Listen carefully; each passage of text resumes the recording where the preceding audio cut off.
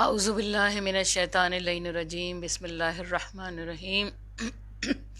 الحمد للہ رب العالمین والصلاة والسلام علی اشرف الاولین والآخرین سید الانبیاء والمرسلین وخاتم النبیین سیدنا و نبینا و طبیب نفوسنا و شفیع ذنوبنا محبوب رب المشرقین والمغربین جد الحسن والحسین ابی القاسم محمد صلی اللہ علیہ وآلہ الطیبین الطاہرین الغر المیامین المعصومین المظلومین من یومنا ھذا الی یوم الدین آمین یا رب العالمین ولعنۃ اللہ علی اعدائہم اجمعین۔ بسم اللہ الرحمن الرحیم۔ والذین یمسکون بالکتاب واقاموا الصلاۃ ان لا نضیع اجر المصلحین۔ اللہم صلی علی محمد و آل محمد۔ میں بہت شکر گزار ہوں آواز علی میڈیا نیٹ ورک کی کہ انہوں نے مجھے خمسہ مجالس کا ایک سلسلہ جو ہے وہ اس سے گفتگو کرنے کی سعادت ادا کی ہے، اور میں بہت زیادہ ان کی مشکور و ممنون ہوں۔ اور یہ مجھے شرف حاصل ہے کہ اس میڈیا نیٹ ورک یعنی کہ آواز علی میڈیا نیٹ ورک کی میں پہلی ذاکرہ ہوں جس نے اس نیٹ ورک پہ مجلس پڑھی تھی۔ تو میں ایک دفعہ اور ممنون ہوتی ہوں ان کی کہ انہوں نے مجھے دعوت دی کہ میں آپ لوگوں سے خطاب کر سکوں ان کے ذریعے سے، اور ہم لوگ تو وسیلے کے قائل ہیں۔ باوجہ طبیعت کی ناسازی کے کوشش کروں گی کہ جہاں تک ہو سکے میں آپ لوگوں کو پیغام محمد و آل محمد اپنی کوشش سے پہنچا سکوں۔ میں نے جس آیت کی تلاوت کی وہ سورہ اعراف کی آیت نمبر 170 ہے، جس میں پروردگار عالم ارشاد فرما رہے ہیں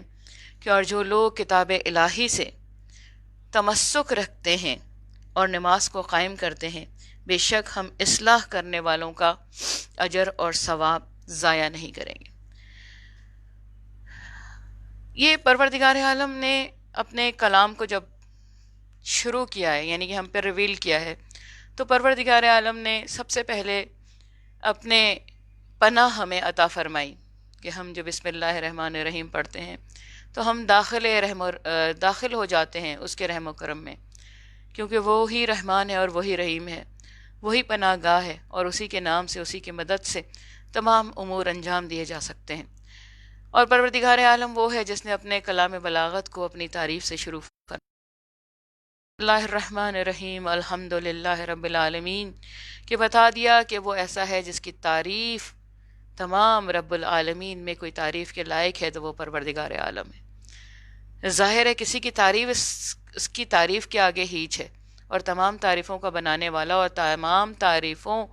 کا عطا کرنے والا کہ اگر کسی میں کوئی خصوصیات ہیں تو وہ تعریف پروردگار عالم کے ہی لائق ہے۔ سورہ اعراف جیسے کہ آپ لوگ جانتے ہیں کہ اعراف سے متعلق ہے، میں اس طرف نہیں جاؤں گی کیونکہ طویل ہو جائے گی اور طبیعت جو ہے وہ ساتھ نہیں دے رہی ہے، تو میں کوشش کروں گی کہ جس آیت کی میں نے تلاوت کی ہے میں اسی کو یہاں پہ بیان کر جاؤں۔ اور ایک اہم ترین یہ آیت ہے کہ پروردگار عالم اس آیت کے اندر ارشاد فرما رہے ہیں کہ جو لوگ کتاب سے وابستہ رہتے ہیں، متمسک رہتے ہیں، یہ وہ کتاب نہیں ہے جس سے صرف اعلان کیا گیا کہ ہمیں کتاب ہمارے لیے کافی ہو گئی۔ نہیں، کتاب کافی نہیں ہے۔ پروردگار عالم وابستگی کی بات کر رہا ہے کہ جو لوگ وابستہ رہتے ہیں اور نماز کو قائم کرتے ہیں، اور اس کے بعد کیا ہے کہ ان نیکوکاروں کا اجر پروردگار عالم ضائع نہیں کرتا۔ اور یہی وہ لوگ ہیں جو کہ اصلاح بھی کرتے ہیں، جو متمسک رہتے ہیں وہی اصلاح کر سکتے ہیں، یعنی کہ لازم و ملزوم ہے کہ اصلاح کرنے والے بھی اور کتاب خدا بھی لازم ہے۔ ان دونوں کے بغیر نہ ہم کتاب خدا کو سمجھ سکتے ہیں اور نہ ہم جان سکتے ہیں کہ اصلاح کرنے والوں کی خصوصیات کیا ہے، کیونکہ قرآن پاک وہ کتاب ہے جس کے اندر جتنی بھی ستائشیں کی گئی ہیں، جتنی بھی تعریفیں کی گئی ہیں، وہ قول نبی اکرم صلی اللہ علیہ وآلہ وسلم کے معجب کہ وہ سب حضرت علی علیہ السلام کی ہیں۔ کہ قرآن میں جتنی ستائش کی آیتیں نازل ہوئی ہیں، جتنی تعریفیں کی گئی ہیں، وہ سب علی ابن ابی طالب علیہ السلام کی، ان کی کوالٹی کی بات کی گئی ہے، کیونکہ وہ انسان کامل ہے، اور پروردگار عالم جب کسی کو کامل کر کے بھیجتا ہے تو اس کی مد و ثرا خود کر رہا ہوتا ہے۔ اور پھر یہاں پہ امام محمد باقر علیہ السلام سے تفسیر نور الثقلین، تفسیر مصحف کریم جلد دوم سے میں امام محمد باقر علیہ السلام سے روایت ہے کہ اس آیت کا مکمل مصداق جو ہے وہ آل محمد صلی اللہ علیہ وآلہ وسلم اور ان کے شیعہ ہیں۔ اندازہ لگائیے کہ ہم اپنی مجلسوں پہ ہی صرف غور کریں تو ہماری مجلسوں کا عنوان محمد و آل محمد ہوتے ہیں، اور ہماری مجلسوں کا عنوان قرآن پاک ہوتا ہے۔ جیسے کہ آپ نے خود ملاحظہ کیا کہ میں نے قرآن پاک کی آیت سے ہی اپنے یعنی کہ اپنے کہا جائے کہ اپنے خطاب کو سرنامہ کلام جو بنایا وہ قرآن پاک کی سورہ اعراف کی آیت نمبر 170۔ تو اب اگر کوئی کہے کہ ہم اس قرآن کو نہیں مانتے ہیں تو وہ اپنی تصحیح کرے،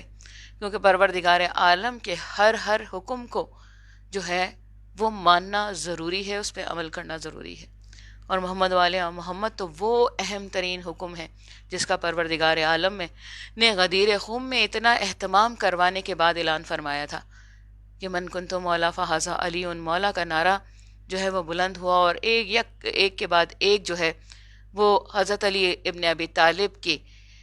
نبی اکرم صلی اللہ علیہ وسلم کی نصیحت کے بعد جو ہے وہ بیعت کرتے چلے گئے۔ یہ الگ بات ہے کہ دلوں کے حال پروردگار عالم ہی جانتا ہے، کہ اس وقت دلوں کو مخفی کر کے صرف ظاہری کہا جائے جو محبت ان کی نظر آ رہی تھی، پروردگار عالم نے ایسے لوگوں کو بقا دی تاکہ پتہ لگ سکے کہ کل کوئی جنت اور جہنم کے عنوانات کے تحت داخل ہوگا تو وہ علی ابن ابی طالب کی محبت کے ذریعے سے ہی داخل ہوگا، یعنی کہ علی سے محبت رکھے گا جب جنت میں جائے گا، اور اگر علی سے ہی بغض رکھے گا تو وہ جہنم کا سزاوار ہوگا۔ بات ثابت ہو جاتی ہے کہ علی ابن ابی طالب دونوں کے تقسیم کرنے والے ہیں، اور یہ ہم نہیں کہہ رہے بلکہ پروردگار عالم کا اعلان ہے کہ جنت اور جہنم کے تقسیم کرنے والے علی ابن ابی طالب ہیں، اور کیوں نہ ہوں، کیونکہ انہی کی وجہ سے پروردگار عالم نے جنت اور جہنم کو خلق فرمایا کہ جو ان کا اتباع کرے گا، جو ان سے محبت کرے گا وہ جنت کا سزاوار ہے، اور جو ان سے بغض رکھے گا، ان سے دشمنی کرے گا، ان کے شیعوں سے دشمنی کرے گا، وہ سب جہنم کے سزاوار ہیں۔ کیونکہ ولایت علی ابن ابی طالب کا اعلان کیا، اور ہمارا عنوان بھی یہی ہے کہ امام حسین علیہ السلام جو ہیں وہ غدیر کی بقا ہیں، اور کیوں نہ ہو امام، کہ ایک امام دوسرے امام کی گواہی ہے۔ اس کلام پاک کی گواہی کوئی ہے تو وہ امام ہمارے ہیں، اور نبی اکرم صلی اللہ علیہ وآلہ وسلم کی گواہی اور پروردگار عالم کی گواہی علی ابن ابی طالب ہیں۔ بس ایک کے بعد دوسرا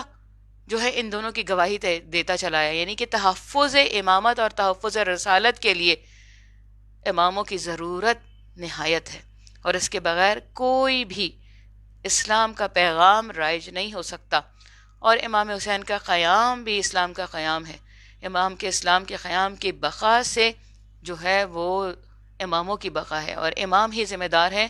کہ وہ ایک اپنے سے پہلے اماموں کے ناموں کو، اپنے سے پہلے اماموں کے کہا جائے اور رسالت کی حفاظت کی ذمہ داری ان پہ ہوتی ہے، کیونکہ یہ پروردگار عالم کے برگزیدہ بندے ہیں کہ بصائر الدرجات کے اندر جو ہے وہ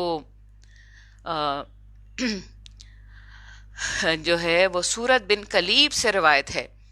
کہ فرماتے ہیں کہ میں نے امام جعفر صادق علیہ السلام سے عرض کیا، امام آپ کس چیز سے فتویٰ دیتے، کس چیز کے تحت آپ فتویٰ دیتے؟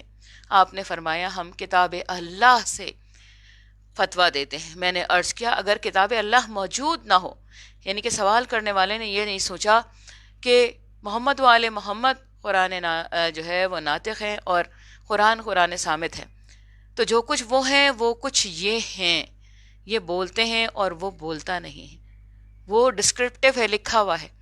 لیکن یہ بول کے اپنے کہا جائے ذکر کر کے بتاتے ہیں کہ یہ قرآن جو ہے ہم خود قرآن ہے۔ اور پھر کیا ہے کہ اس نے پوچھا کہ مولا یہ بتائیے کہ آپ کس طرح سے فتویٰ دیتے ہیں اگر آپ کے پاس قرآن پاک نہ موجود ہو، کتاب اللہ نہ موجود ہو، تو پھر کیا ہے کہ آپ کس سے فتویٰ دیتے ہیں؟ تو مولا نے ارشاد فرمایا ہم سنت سے فتویٰ دیتے ہیں،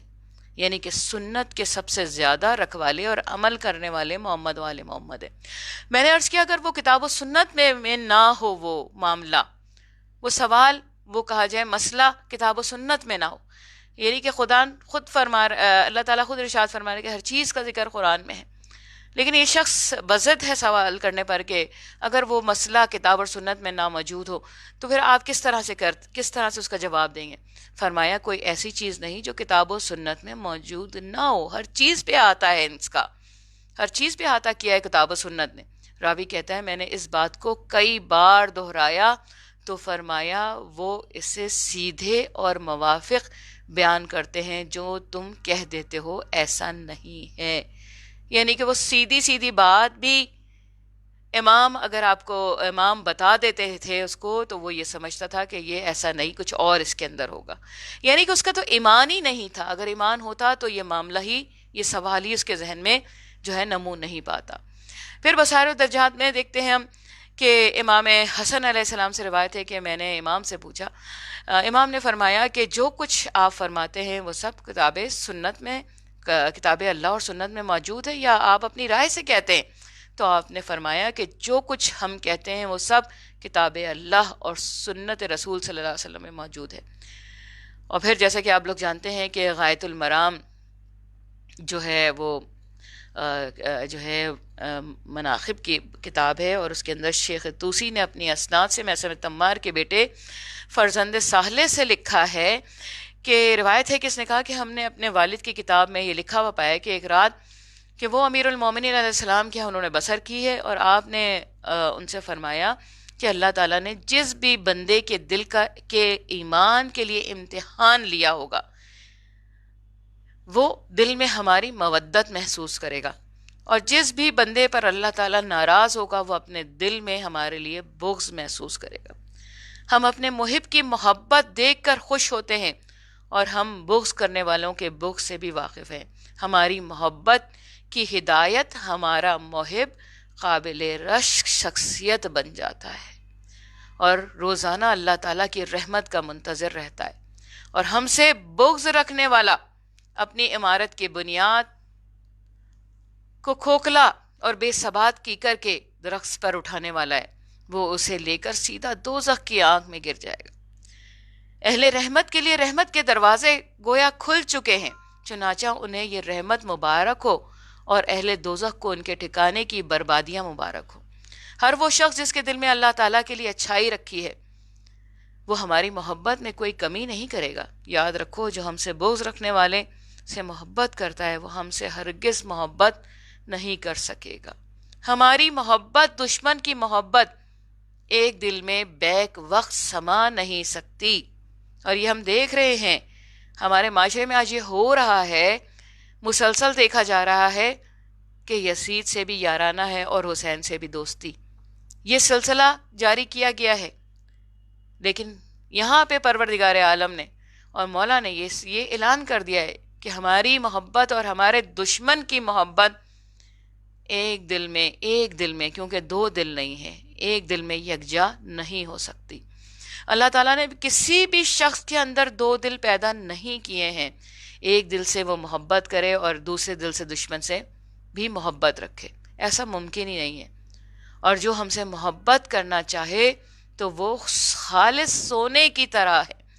ہم سے محبت کریں، اور ایسی محبت میں کسی طرح کی ملاوٹ نہیں ہونی چاہیے۔ ہم نجیب لوگ ہیں اور ہمارے پیش نظر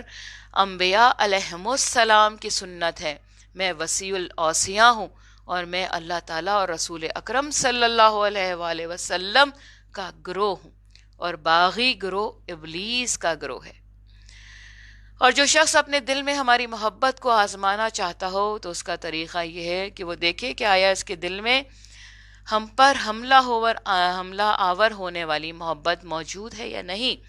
اگر اس کے دل میں ہمارے مخالفین کی محبت پائی جاتی ہے تو اسے یہ فیصلہ کر لینا چاہیے کہ اللہ تعالیٰ، جبرائیل علیہ السلام، میکائیل علیہ السلام بھی اس کے دشمن ہے، یقیناً اللہ تعالیٰ کافروں کا دشمن ہے۔ اور کفر وہی ہے کہ وحدانیت پروردگار کو جانتے ہوئے بھی اس کو نہ مانا جائے۔ اندازہ لگائیے کہ پروردگار عالم جب دل کا امتحان لیتا ہے، اور دل کے امتحان کے بعد سے یہ بات ثابت ہو جاتی ہے کہ اس دل میں امام حسین علیہ السلام کی محبت جاں گزیر ہو جاتی ہے، اور وہ جو حرارت ہے اس کے دل میں، وہ تڑپ پیدا ہو جاتی ہے محبت سے، جو آزمائے جانے کے بعد اس کے دل کو جو آزمایا گیا ہے، پروردگار عالم نے آزمایا ہے۔ اور کس طرح سے آزمایا ہے؟ کہ اپنی محبت دے کے، اپنے ائمہ کے ذکر سے، کہ ہمارے دل میں اگر وہ بیٹھ جاتا ہے اور ہم سکون پاتے ہیں، تو یقینی بات ہے کہ ہمارا دل محمد و آل محمد کی طرف راغب ہے۔ اور شکر کرے کہ ہم راغب ہوئے اور پروردگار عالم نے ہمارے دل کا امتحان لیا، کہ محبت اور نفرت تمام چیزیں دل سے ہی ہوتی ہے، اور دل انتہائی اہم شے ہے، کہ میرے مولا ارشاد فرماتے ہیں کہ تم دلوں سے فیصلہ کیا کرو، دماغ سے نہیں، دلوں سے فیصلہ کیا کرو، جو کچھ تمہارا دل کہے اسے مان لیا کرو۔ اور وہ غدیر کا موقع کہ جب اعلان ہو گیا ہے اور لوگوں نے علی ابن ابی طالب کی ولایت کا بھی اقرار کر لیا ہے ظاہری طور پر، لیکن وہ بغض جاں گزیر تھا، امتحان ہوا، لیکن وہ لوگ قرار پائے جو کہ دشمنان اہل بیت تھے۔ اور پھر ہم دیکھتے چلے آتے ہیں کہ یکے بعد دیگرے امام حسین، حضرت علی علیہ السلام کے بعد امام حسن علیہ السلام کی خلافت کا اعلان کرنے کے بعد اس پہ بھی قابض ہو گئے، اور امام حسن علیہ السلام پہ وہ مظالم ڈھائے گئے کہ امام علیہ السلام کی ان شرائط کی وجہ سے اسلام باقی رہا۔ اور پھر امام حسین علیہ السلام نے اپنی، کہا جائے کہ امامت، ظاہری امامت قائم ہونے کے بعد سے 10 سال کا عرصہ خاموشی سے تقیہ میں گزارا کہ اسلام کی بقا ان کے نظر میں تھی، اور کیوں نہ ہوتی کہ ان کے نانا کا دین لایا ہوا تھا، کیوں نہ ہوتی کہ علی ابن ابی طالب کا خون اس کی بنیادوں میں تھا، اور کیوں نہ ہوتی کہ ان کی والدہ پہ جو مظالم ڈھائے ہیں، اس مظالم کا درد میرے مولا کس قدر محسوس کرتے ہوں گے، یہ ہم عام لوگوں کی سوچ سے بھی کہیں زیادہ ہے۔ اور حقیقت بات ہے کہ جیسے ہی کربلا واقعہ ہوئی ہے، لوگ کہہ دیتے ہیں کہ امام حسین علیہ السلام کا امتحان تمام ہو گیا۔ مجھے بتائیے کہ ایک شہید کا امتحان کیسے تمام ہو سکتا ہے کہ امام حسین علیہ السلام کا سر نیزے پہ بلند کر کے کشا کشا لے جایا جا رہا ہے، اور مظالم ابھی تمام نہیں ہوئے ہیں، لاشیں کو پامال کیا جا چکا ہے میرے مولا کے، لیکن یہ سر ہے کہ نیزے پہ بلند کر کے کشا کشا لے جایا جا رہا ہے، اور یہ وہ سر ہے کہ پروردگار عالم کے کلام کو اپنے لبوں سے جدا نہیں کرتا،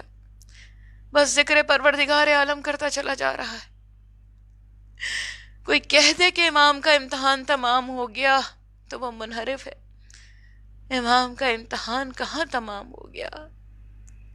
کہ آج بھی ہم جب گریہ کناں ہوتے ہیں تو کہ امام پہ جاری کیے ہوئے آنسو بھی کبھی کبھی ہمارے علموں سے جاری ہو جاتا ہے۔ شدت گریہ، شدت عقیدت اور محبت مولا سے جب دل میں سما جاتی ہے تو اس کی حرارت آنکھوں کے ذریعے سے، آنسوؤں کے ذریعے سے اسے تقویت دیتی ہے کہ میرے مولا کہ وہ پیاری سی بیٹی جسے رقیہ کہتے ہیں، اور مولا اسے سکینہ بلاتے تھے، کہ پروردگار عالم نے اپنے تمام نبیوں کو جب کوئی اہم ترین ذمہ داری سونپی ہے تو ان کی مدد جو ہے وہ سکینہ کے ذریعے کی ہے، کہ ان پہ، ان کے دلوں پہ سکینہ کو نازل فرمایا ہے۔ قرآن کی آیات موجود ہیں کہ کبھی حضرت موسیٰ پہ جو ہے وہ سکینہ کو نازل کیا ہے، تابوت سکینہ موجود ہے۔ حضرت ابراہیم علیہ السلام نے جب خانہ کعبہ کی تعبیر کی تو سکینہ موجود ہے۔ جنگ حنین کے اندر جب کوئی نہ تھا تو بس نبی صلی اللہ علیہ وسلم کے دل پہ بھی پروردگار عالم نے سکینہ کو نازل کیا. لیکن حسین وہ ہیں جو پروردگار عالم کی بارگاہ میں دعا فرما رہے ہیں، پروردگار مجھے سکینہ عطا فرما دے. مولا یہ کون سی والی سکینہ ہے؟ کیا آپ کے روح و قلب کا سکون ہے یا آپ کے روح و قلب کا امتحان ہے؟ میرے مولا اس سکینہ کو سینہ پہ سنانے تھے، اور سکینہ کو بھی سکون آتا تھا تو امام کے سینے پہ. لیکن عاشورے کے دن جب شام غریبہ برپا ہو چکی تھی، لاشا امام حسین علیہ السلام مسلح کر دیا جا چکا تھا، بس بی بی لاشا امام حسین علیہ السلام کے گرد گھومتی رہی. آج بابا کیسے سکون پائیں گے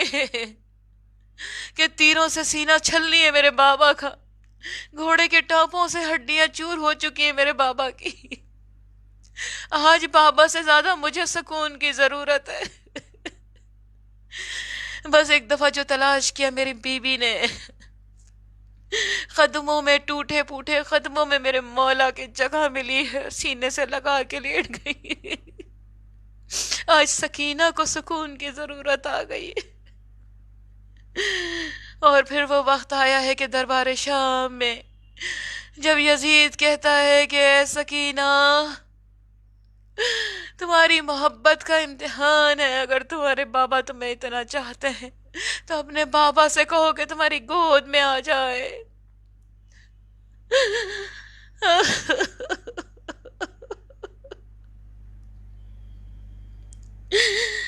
بس ایک دفعہ میری بیوی نے پھٹا ہوا کرتا اپنا پھیلایا اور کہا، بابا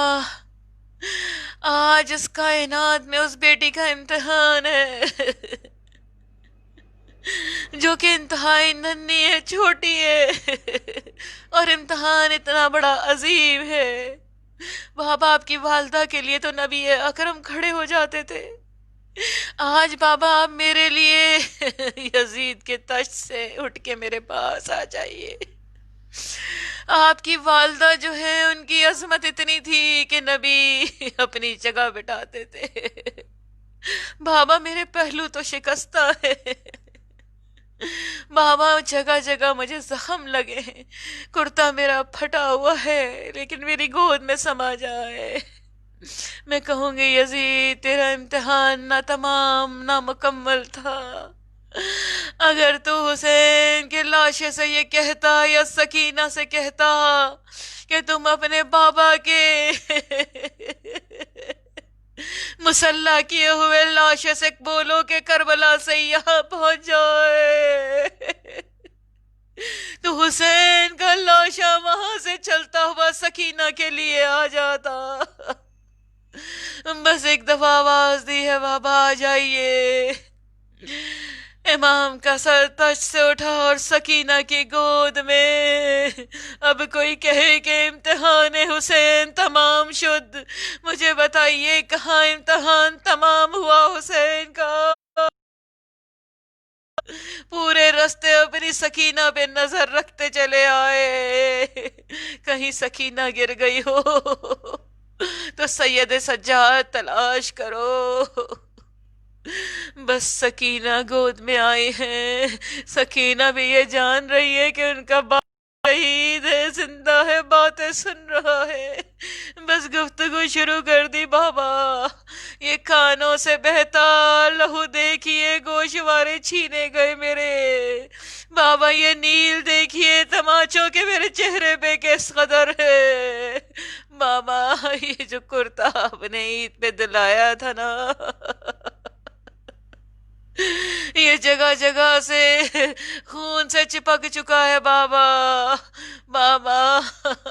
میرے ہاتھوں کو دیکھیے بابا، اپنے کرتے کے دامن کی جو آگ بجھائی ہے،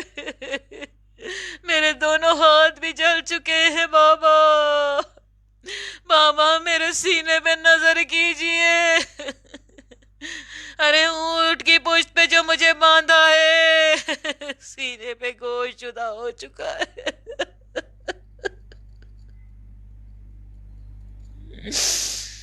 ہائے حسین کی سکینہ، کتنی بے سکون رہی.